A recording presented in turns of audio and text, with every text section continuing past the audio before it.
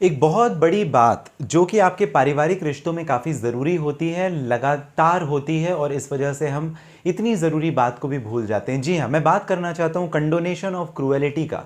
और condonation of cruelty का principal ज़रा समझना हमें ज़रूरी है। कभी भी अगर आप फैमिली लॉ से संबंधित कोई केस करते हैं तो आपको इस कॉन्सेप्ट को समझना काफ़ी ज़रूरी होता है, कंडोनेशन ऑफ क्रूएलिटी को समझना काफ़ी ज़रूरी होता है। आखिर इसका क्या मतलब है, चलिए बात करते हैं। नमस्कार, आप सभी ने शुरुआत की अशोक पांडे के साथ लीगल एडवाइस में, और इस चैनल के माध्यम से लगातार जो लीगल कंटेंट है हम आपको पहुंचाते हैं, आप तक देने का रहता है प्रयास। इस वजह से नए हैं, सब्सक्राइब जरूर कर लें। जी हाँ, चलिए बात करते हैं कंडोनेशन ऑफ क्रूएलिटी।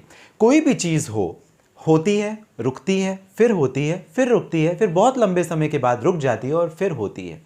तो ये रुक रुक करके होने वाली जो चीज़ें हैं, कभी होती है फिर नहीं होती, फिर होती है फिर नहीं होती, और फिर ऐसे ही लगातार लगातार चलती रहती है।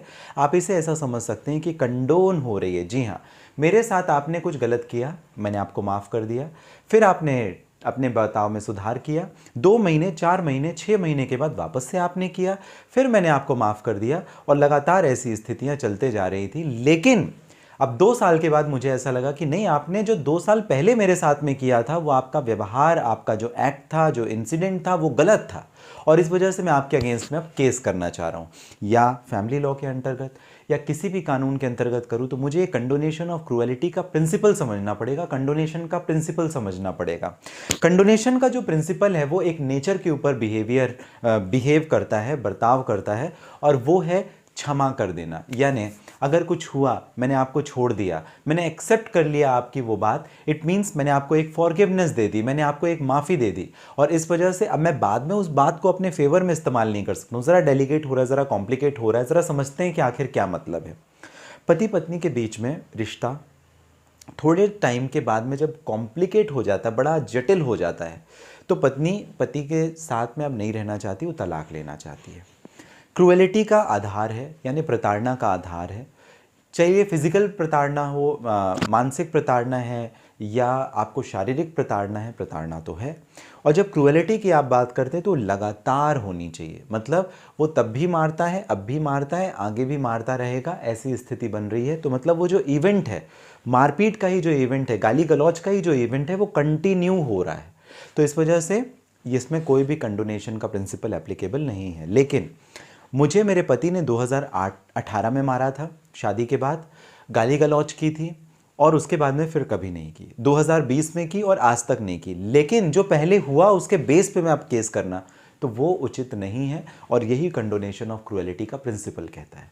यानी ये जो इवेंट है वो लगातार होना चाहिए, और अगर लगातार नहीं है तो आप केस हार भी सकते हैं। कोर्ट में आप कंडोनेशन ऑफ क्रूएलिटी के प्रिंसिपल को साबित नहीं भी कर पाएंगे।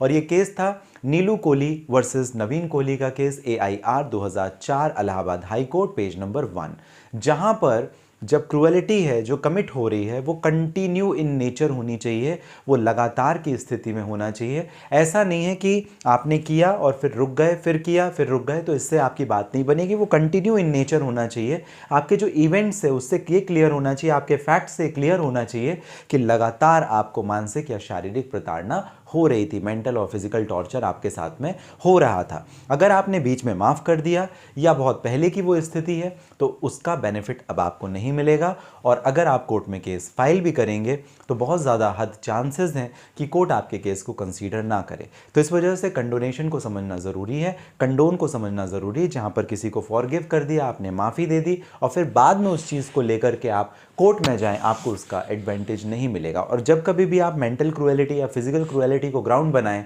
तो आपको हमेशा ये साबित करना पड़ेगा कि लगातार इवेंट चल रहा, मतलब जब से हमारी शादी हुई है तब से पति या पत्नी एक दूसरे को परेशान कर रहे हैं, या किस तरह से परेशान कर रहे हैं, वो लगातार होने वाला एक इवेंट होना चाहिए।